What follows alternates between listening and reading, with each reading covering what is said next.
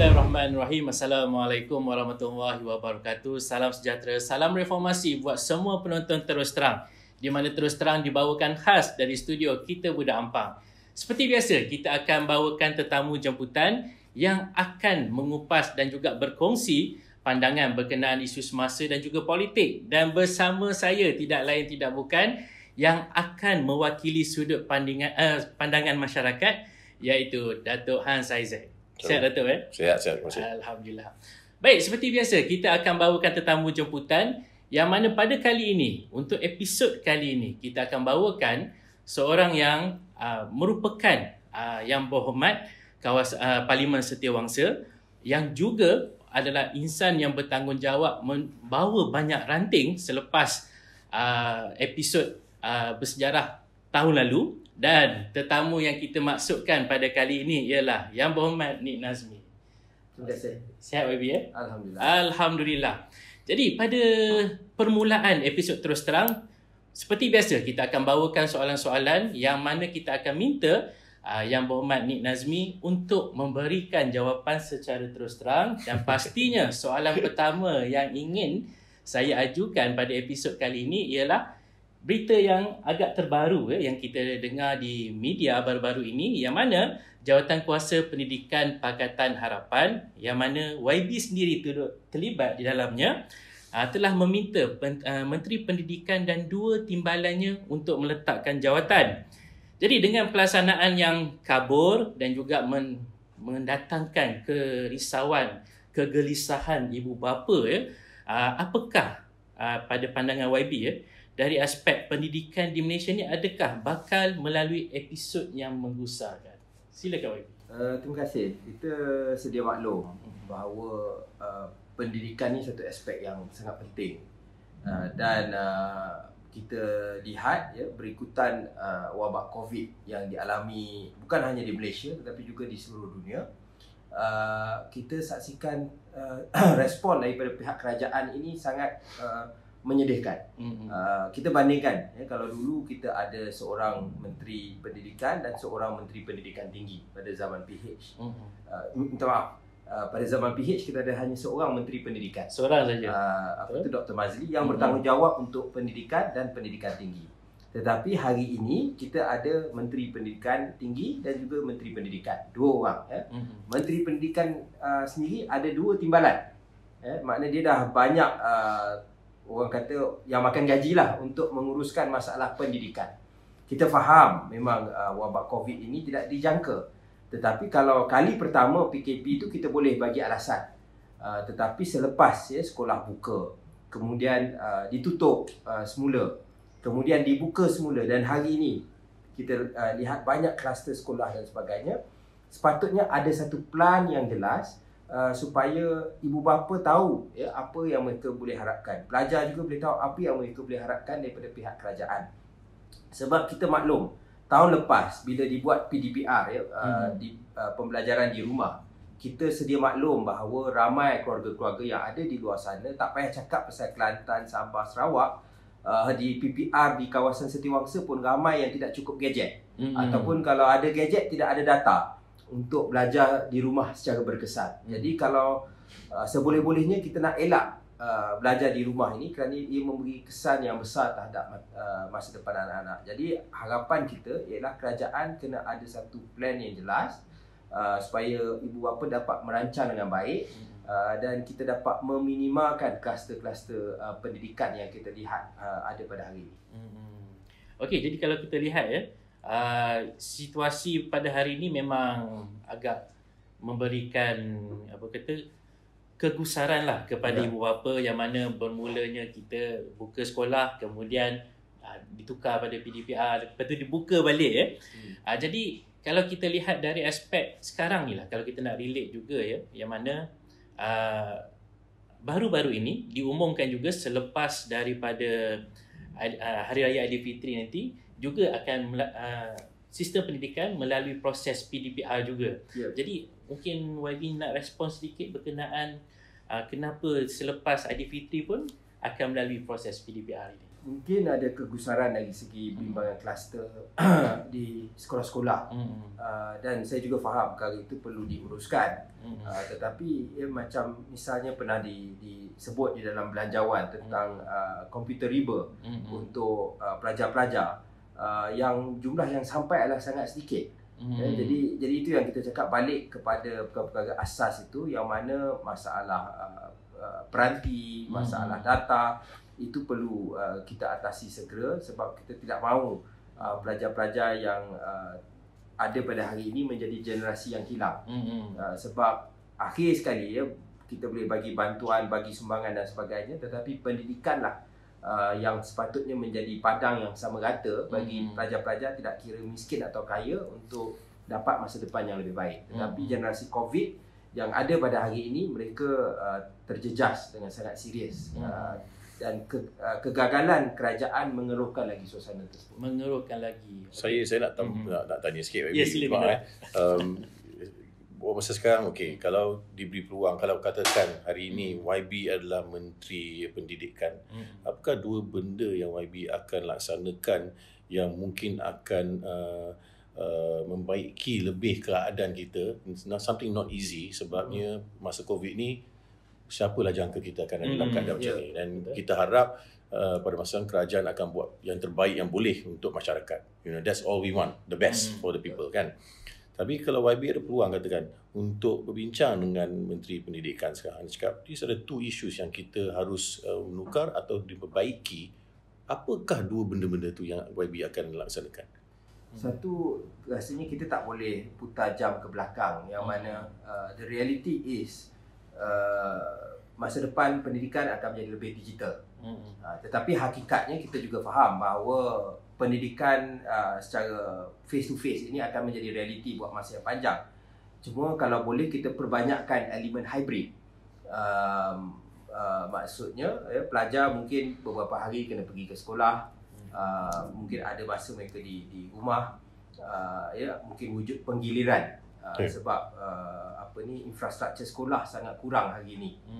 Jadi perkara-perkara ini perlu difikirkan, dan apa-apa dasar yang dibuat, dia kena mengambil kira realiti mereka yang berada dalam kelompok B40.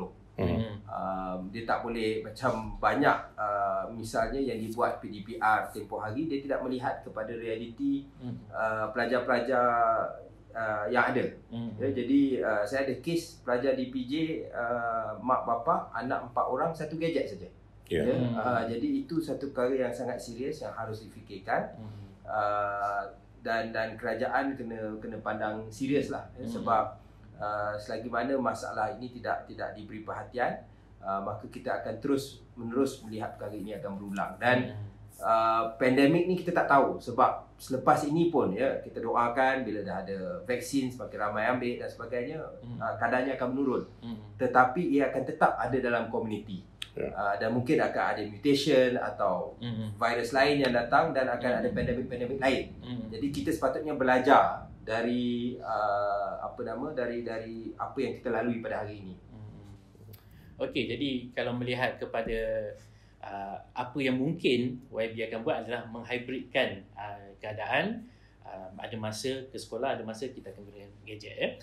Jadi kalau kita lihat, itu adalah yang baru-baru ini. Tapi YB ni pun saya lihat agak aktif juga mengeluarkan perkongsian di Twitter, pendapat. Jadi tertarik juga untuk saya memetik ada satu kenyataan YB pada 20 Mac 2021, yang mana pada 20 Mac YB menyatakan bahawa Datuk Seri Anwar Ibrahim telah juga ditawarkan untuk membawa PKR menyertai langkah Sheraton, yang mana bagi masyarakat yang telah melalui fasa Sheraton ini dah setahun, ini adalah versi yang baru, yang mana kalau kita lihat agak berlawanan dengan apa yang kita dengar, yang mana kalau kita lihat langkah Sheraton ni lebih kepada untuk menafikan Datuk Seri Anwar Ibrahim sebagai Perdana Menteri. Jadi mungkin YB nak ulas sedikit berkenaan dengan kenyataan YB ini. Silakan. Ya, sebenarnya perkara tu Datuk Seri Anwar pun selepas itu pernah jelaskan. Dan selepas kenyataan saya mengundang sedikit kontroversi, Datuk Seri Anwar ada jelaskan bahawa ya memang benda tu berlaku, tetapi dia tidak elaborate lah, atau tidak urai panjang. Cuma yang saya nak tekankan di sini, memang ada ini sekitar bulan 12 tahun 2019 ya, yang mana waktu itu Tan Sri Muhyiddin pun ada mengajak Datuk Seri Anwar untuk beliau setuju untuk memberi sokongan kepada Datuk Seri Anwar, tetapi antara syarat yang diletakkan ialah no DAP. Ya, jadi tetapi dia ada banyak usaha. Memang ada sebahagiannya usaha mungkin Datuk Seri Azmin dan kelompoknya untuk menafikan Datuk Seri Anwar. Waktu itu untuk memanjangkan tempoh Tun Mahathir bersama dengan UMNO dan juga PAS. Ya, jadi ada macam-macam lah usaha di belakang ni. Cuma cerita pendeknya Datuk Seri Anwar menolak pelawaan itu sebab dia kata kita tidak boleh meninggalkan rakan sekutu kita. Dan mana kita lihat kemudian langkah Sheraton menjadi realiti selepas itu. Kita boleh, yalah benda ni mungkin panjang lagi ceritanya, tetapi hakikatnya dia banyak juga, walaupun ada usaha sebenarnya dia berpunca betul, usaha pokok dia ialah untuk memanjangkan tempoh Tun dan menafikan peralihan kepada Datuk Seri Anwar, tetapi Tan Sri Muhyiddin dapat mengambil peluang pada saat-saat akhir. Itu saya ingat ialah realiti dan akhirnya sampai Tun pun kecundang dalam proses itu. Okey. Jadi mungkin Datuk nak tambah mungkin dari sudut pandangan masyarakat pula? Saya rasa buat masa sekarang Karum, mungkin benda ni dah berlaku dan setiap minggu pun kita akan selalu ulas tentang Sheraton Move dan pengkhianatan dalam masa itu Pakatan Harapan dan kerajaan. Tapi saya rasa dari segi masyarakat sekarang, mereka mungkin looking at what's next. What's next? Apa future kita di masa hadapan kita kan. So orang dah tahu tentang pengkhianatan Sheraton Move. It's happened. Realiti ni dah berlaku. Kita kena lihat as a party, kita kena melihat sebagai apa yang akan berlaku in the near future. Kan? Persiapan kami untuk the next future. Persiapan jika apa akan berlaku jika kita dapat balik kerajaan. Implementation yang akan dibuat. Ekonomi, education as you say, key factors, kesihatan, health. Benda-benda ni adalah key factor kepada rakyat sebab these are benda-benda yang setiap hari mereka mengalami. Kan? Pergaulan di gerai di Ampang atau mana-mana, selalunya kita akan patah balik kepada pengkhianatan. Kita dah tahu siapa orangnya. Betul. So there's no point talking about it anymore bagi saya. Bagi saya is dengan apa yang telah berlaku, macam mana kita boleh belajar. Kedua, apa yang kita lakukan pada masa depan. Kan? To assure voters kita, assure masyarakat kita, this is how the reformasi akan berlaku. The new reformasi. Reformasi ada stages. Kan? Reformasi itu adalah pada masa dulu, reformasi adalah kepada cluster of topics adalah ni. Time has passed. Sekarang kita reformation is new reformation. Dengan isu COVID, dengan isu ekonomi, dengan kestabilan negara, internationally, locally, domestic. Kita kena tengok semua tu. Macam mana untuk kuatkan semangat balik masyarakat kita. Itu yang saya rasa orang sekarang tu bercakap. Siapa boleh buat tu? Siapa yang boleh buat tu? Adalah orang-orang yang saya akan undi pada masa tu, adalah orang ni yang boleh buat benda tu. Itu yang mereka lihat. Kadang-kadang dia mungkin tidak akan melihat just parti. Dia kata, yang ni ke saya nak sokong ni? Adakah individu buat kerja ataupun hanya bercakap ataupun individu ni ada result? Report card dia macam mana? Macam-macam akan dinilaikan. Kan? Walaupun Datuk Seri Anwar Ibrahim ataupun pemimpin lain-lain. Dia orang akan masyarakat nilaikan begitu. Itu pendapat saya yang saya dengar daripada duduk dekat kedai majah gampang kan. Ataupun roti bong ke apa. Itulah keadaan orang bercakap. Itu yang keadaan yang masyarakat bercakap hari ni. Jadi agak menarik perbualan kita pada episod kali ini, yang mana saya akan reserve soalan-soalan yang seterusnya. Kita akan berhenti rehat seketika untuk melihat video yang disediakan untuk tatapan penonton terus terang.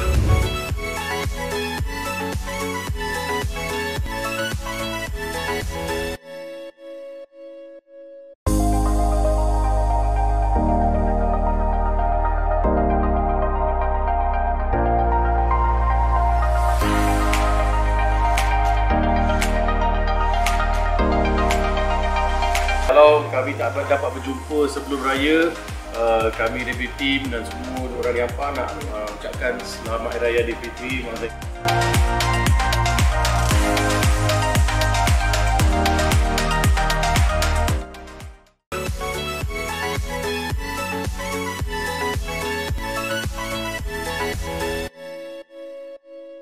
Bertemu kita sekali lagi dalam episod Terus Terang yang dibawakan khas dari studio kita Budak Ampang, yang mana sebelum kita berhenti rehat tadi, kita telah mendengar jawapan yang disampaikan oleh Yang Berhormat Nik Nazmi berkenaan isu-isu yang terkini. Jadi menarik juga yang mana kalau kita melihat YB banyak membawakan apa yang dilalui oleh rakyat pada masa kini, yang mana yang terkini kalau kita lihat kepada aspek graduan yang baru pertama kali masuk industri, yang mana isu gaji rendah telah menjadi satu isu yang agak menarik untuk dikupaskan, kerana ada juga menteri mengatakan sepatutnya graduan patut bersyukur katanya. Jadi kalau kita melihat pada 2000 yang terkini ni agak merosot berbanding pada tahun 2019. Jadi adakah kemerosotan ini berkait dengan COVID-19 itu sendiri ataupun isu sistemik yang perlu dikaji semula? Silakan YB. Dia sebenarnya banyak masalah yang kita hadapi sekarang. Kita bercakap tadi tentang masalah pendidikan, masalah kesihatan, masalah kerja, pengangguran, gaji rendah dan sebagainya yang menjadi serius pada waktu wabak pandemik COVID ini. Tapi dia punya asal dia memang dah wujud.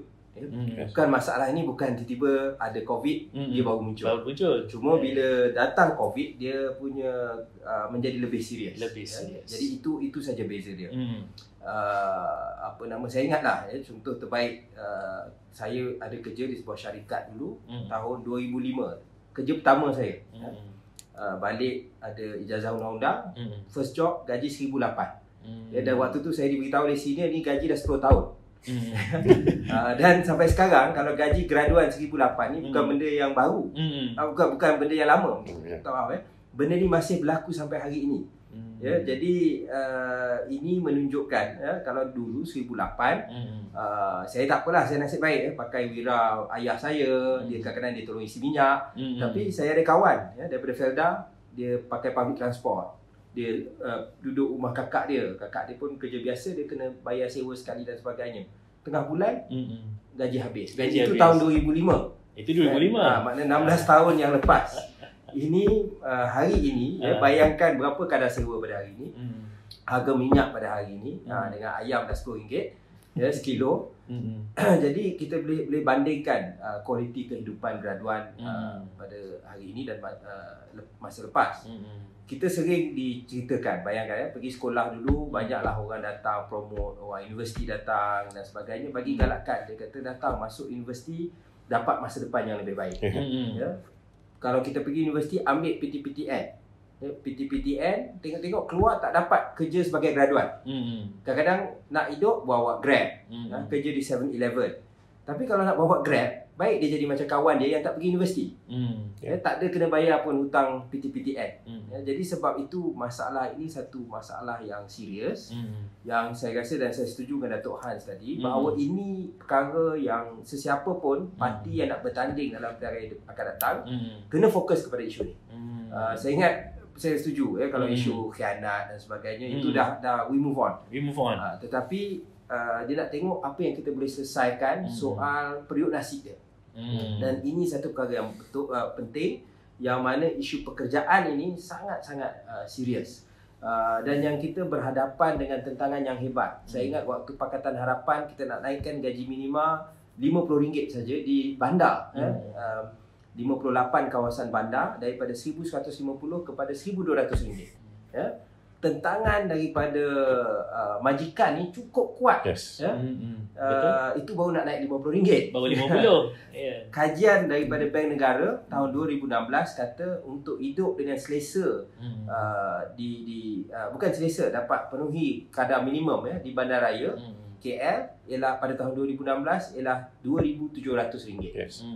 Mana tu RM2,700 tahun 2016. Jadi bayangkan betapa jauh dengan gaji minima yang ada. Jadi sebab itu sepatutnya kerajaan ambil peluang daripada wabak COVID yang ada ini. Kita tengok ini dibuat oleh Amerika misalnya, untuk menggesa majikan ambil dasar-dasar yang lebih proaktif. Kita tengok pendedahan yang dibuat tentang kilang-kilang yang mana token mereka bukan hanya seorang. Setiap daripada pemegang saham utama dah jadi billionaire sebab buat rubber glove untuk COVID. Tapi pekerja dia hidup keadaan begitu teruk sampai jadi kluster. Kan? Jadi ini satu jenayah yang kita harus perangi. Dan kita patut sedarilah dan tapi di Malaysia kita tak nampak benda ni berlaku, tetapi lebih pada kerajaan dia akan cuba suruh kita bersyukur.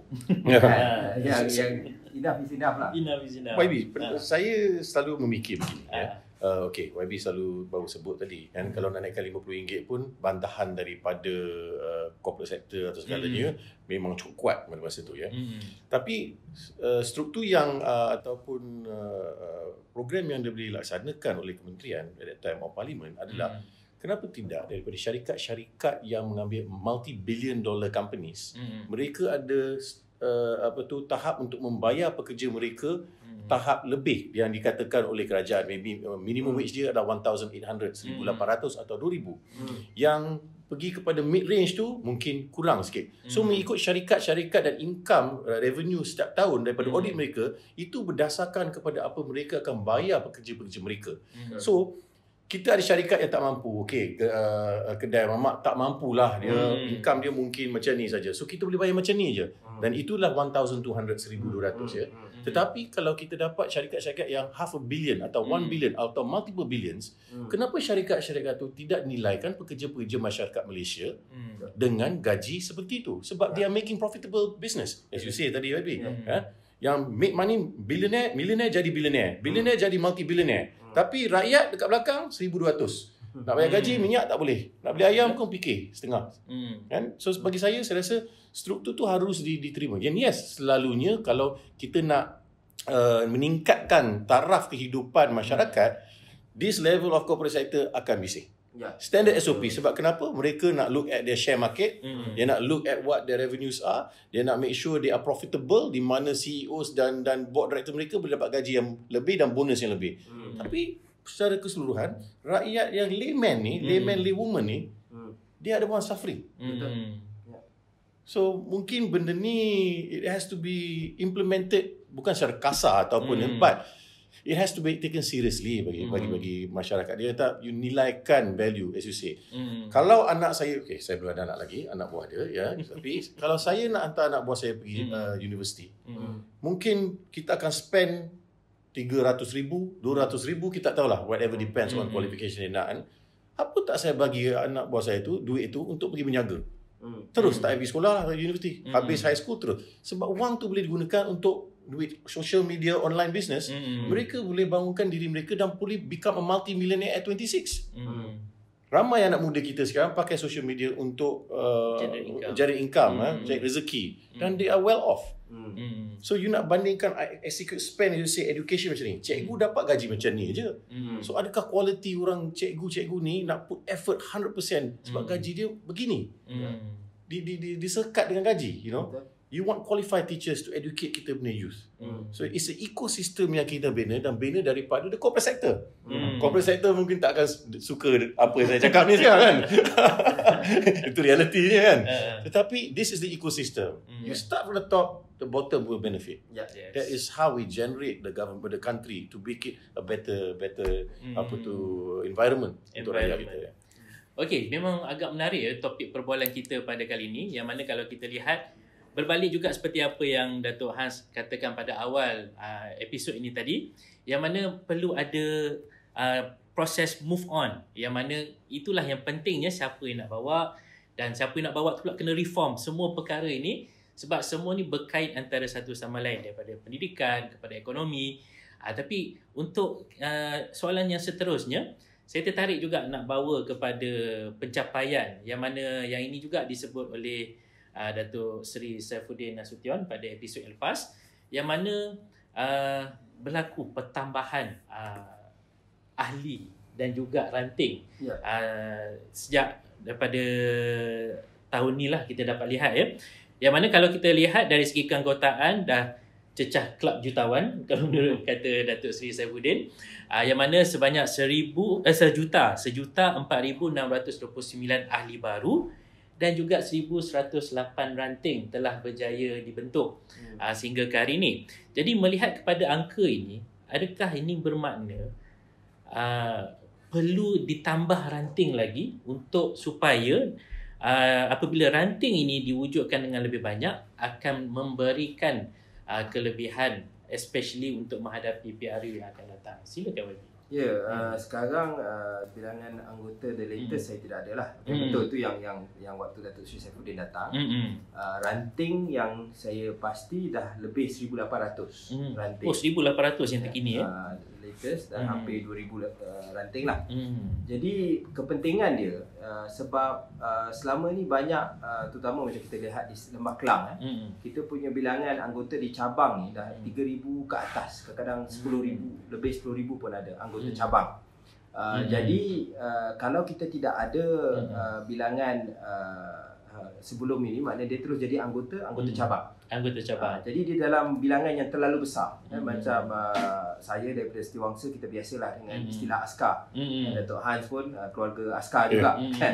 Jadi macam askar dia ada battalion, dia ada regiment, dia ada division.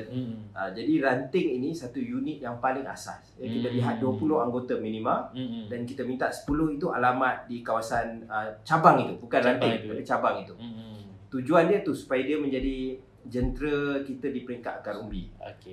Pengalaman saya bila saya masuk pilihan raya dulu, kita anggota lama ramai tetapi dari segi ground troop kita tidak ada data. Tak ada data. Saya masuk kawasan flat, kita pun terkiar-kiar. Kita kenal lah ada Pak Ali. Kita tengok Pak Ali tu dah meninggal. Kita tak ada structure. Sebab saya tanya dia kata 5 tahun lepas Pak Ali yang tolong PKR kat sini. Jadi lepas Pak Ali meninggal, semua dalam telefon dia. Jadi bila kita ada sistem ranting, kita nak jadi benda ni lebih structured. Tujuan dia, bottom line dia ialah untuk pilihan raya. Sebab itu sasaran yang saya letakkan ialah satu daerah mengundi satu ranting. Dan itu at least minima. Jadi dan saya bagi penghargaan kepada Ampang kerana antara cabang yang sangat aktif daftar akar ranting dan saya yakin ia akan translate kepada sesuatu yang bermanfaat bila kita berhadapan dengan pilihan raya nanti. Okey, jadi kalau kita lihat memang agak menarik bila berlaku pertambahan anggota baru, lepas tu dengan ranting pun semakin banyak. Jadi kita harapkan dengan pertambahan ranting ini akan membantu lagi jentera kita, khususnya dari aspek data itu sendiri. Tapi sebelum kita bertemu di penghujung episod saya tertarik juga nak tanya satu lagi, beberapa soalan sebenarnya, tapi nak bawa kepada isu yang agak paling terbaru lah yang berkait dengan YB sendiri, yang mana YB ada memberikan respon mengenai kenyataan pengasas Parti Ikatan Demokratik Malaysia ataupun MUDA, iaitu YB Syed Saddiq, yang mana YB mengatakan statement yang dikeluarkan oleh YB Syed Saddiq itu adalah satu statement yang sombong dan tidak bertanggungjawab. Jadi apa yang sebenarnya untuk dari aspek isu ini yang cuba YB ingin cuba sampaikan untuk makluman umum? Silakan YB. Ini tentang kenyataan beliau tentang kerjasama keadilan dengan UMNO yang disifatkan kleptokratik dan juga bersifat perkauman. Kita kena ingat keadilan ni dah tubuh sejak 1999 sebagai parti pelbagai kaum. Kita dah mendukung ketuanan rakyat, kita bercakap tentang nak lawan atau nak ganti dasar ekonomi baru dengan agenda ekonomi Malaysia. Dan sejarahnya cukup panjang lah, dan wakil rakyat kita daripada semua negeri, daripada semua kaum. Jadi kita dah buktikan perkara tersebut. Dan sebab itu bagi saya Keadilan dan Pakatan Harapan kita telah adakan retreat, termasuk ketetapan Port Dickson, yang mana kita dah isytihar bahawa kita akan fokus untuk pilihan raya. Kita letakkan Datuk Seri Anwar sebagai calon Perdana Menteri, dan kita tingkatkan kerjasama PH. Jadi atas dasar itu tak perlu dipersoalkan komitmen kita kepada Pakatan Harapan maupun komitmen kita kepada politik pelbagai kaum. Komen saya tentang Syed Saddiq tu sebab beliau sendiri sebelum ini anggota Parti Pribumi Bersatu yang hadir ke misalnya Kongres Maruah Melayu, yang kita tahulah naratifnya bagaimana dan sebagainya.